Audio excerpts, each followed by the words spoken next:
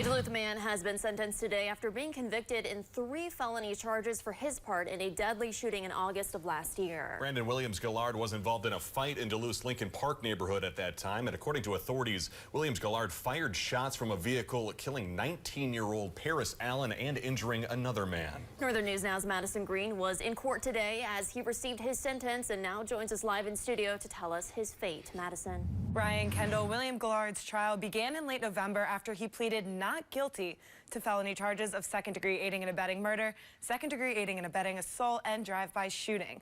About only a week and a half after opening statements, the jury came back with his guilty verdict. Now the 25-year-old is sentenced to the maximum 40 years in prison. It was an emotional day in court as both the victim, Paris Allen, and Williams-Gillard had supporters present. Allen's father, Brian, and uncle addressed the court before Williams-Gillard was sentenced. Brian begged the judge to give Williams-Gillard the maximum sentence, saying Paris is gone and he has been sentenced to a lifetime of pain. Brian said he feels like he died with him. Williams-Gillard also addressed the court, asking for forgiveness and maintaining his innocence. He received the maximum sentence for all 3 charges, which will be served concurrently and must serve at least 2/3 of his sentence before being given the option of parole. Williams-Gillard had demanded a speedy trial, which is why his sentencing is already complete.